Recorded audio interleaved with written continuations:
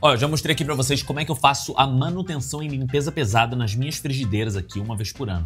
Mas se você quiser realmente revitalizar elas e levar um passo a mais, pega agora essa dica. Com o passar do tempo e com o uso, elas vão começar a ficar arranhadas de contato mesmo com o fogão, de uso, de arrastar realmente ali na boca do fogão. Com isso ela pode ficar bem arranhada aqui na parte de baixo, tá? E eu vou te falar que isso aqui tem solução. Eu vou pegar aqui uma lixa d'água, tá? Bem lisinha. Vou molhar ela e vou passar. Agora é só enxaguar.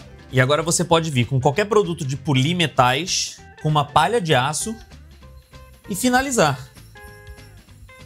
E enxaguar mais uma vez. E aí desse jeito a gente saiu de uma frigideira que tava assim para uma frigideira assim, 100% nova e perfeita. Desse jeito sua frigideira vai ficar zero bala a vida toda. Curtiu? Vem pro Inox, vem pra Paula Souza.